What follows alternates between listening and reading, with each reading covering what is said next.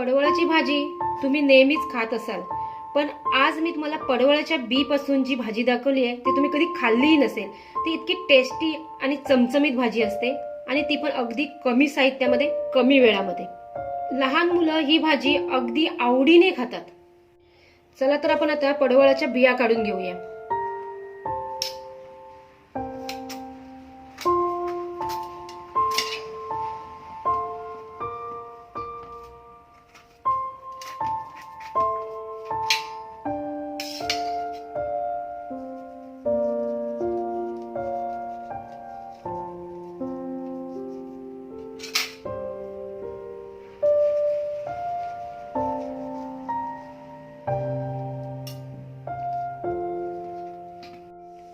मी इथे हे एक पडवळ घेतलंय.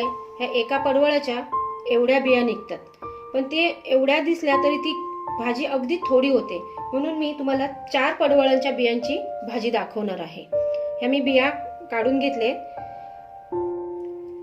काही पडवळ जून होतात, त्यावेळी त्या भाजीला आपला टेस्ट येत नाही. ही बघा, ही अशी जाड बी होते, त्यामुळे ती खायलाही चांगली लागत नाही. शक्यतो कोवळ्याच पडवळाच्या बीची भाजी करावी.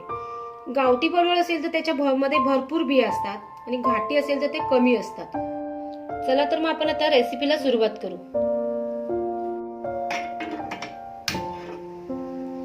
तवा तापेपर्यंत आपण या भाजीला मीठ आणि हळद लावून घेऊया. एक छोटा चमचा मीठ टाकलंय. ह्या बिया जरी भरपूर दिसल्या तरी त्या थोड्या होतात शिजल्यावर, त्यामुळे आपण मिठाचं प्रमाण अगदी थोडं कमी घालायचं. अर्धा चमचा हळद, हे आपण पूर्ण ह्याला आधी लावून घ्यायचं. त्याच्यामध्ये हळद आणि हे मीठ लावल्यानंतर ह्याला पाणी सुटतं, त्या पाण्यामध्येच आपल्याला हे शिजवायचं आहे. हे बघा, हे आता लावल्यानंतर या बीला असं पाणी सुटतं. तवा आता तापलाय, त्याच्यामध्ये मी 2 चमचे तेल टाकते.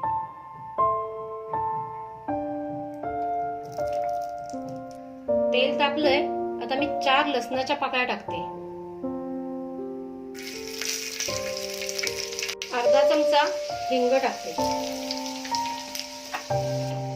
पाव चमचा मोहरी टाकते आणि त्यानंतर ह्या लगेच बिया टाकते. म्हणजे पाणी पण त्याच्याबरोबरच टाकायचं आहे.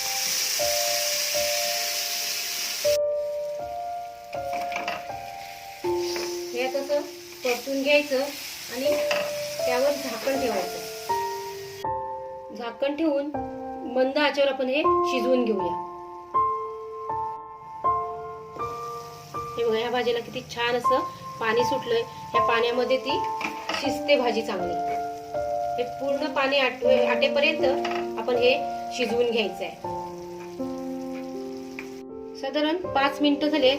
आता त्यामधलं सगळं पाणी आटलंय. साधारण थोडंसं पाणी असताना आपण 1 चमचा ते 1.5 चमचा घाटी मसाला टाकून घेऊया. तुमच्याकडं घाटी मसाला नसेल तर तुम्ही जो घरात मसाला असेल, गरम मसाला, तिखट वगैरे असेल ते टाकलात तरी चालेल. मी तुम्हाला लवकरच घाटी मसाल्याची रेसिपी सुद्धा शेअर करणार आहे. हे आता तिखट शिजेपर्यंत आपण मंद आचेवर शिजवून घ्यायचंय आणि ती कुरकुरीत करायची आहे. आता आपल्याला ह्याच्यावर झाकण ठेवायचं नाहीये. त्यामधलं पाणी पूर्ण निचरेपर्यंत आपल्याला मध्ये मध्ये ते परतून अशी खमंग कुरकुरीत करायची आहे.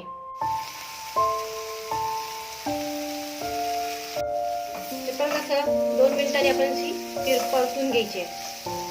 आता ह्याच्यातलं पाणी कमी झाल्यानंतर मध्ये मध्ये असं परतून घ्यायची आहे ही भाजी. ही बघा, आता आपली भाजी पूर्ण अशी ड्राय झाली आहे. अजून 1 मिनिटभर तिला चांगली पूर्णच एकदम ड्राय करून घेतली ना की ती खायला छान लागते.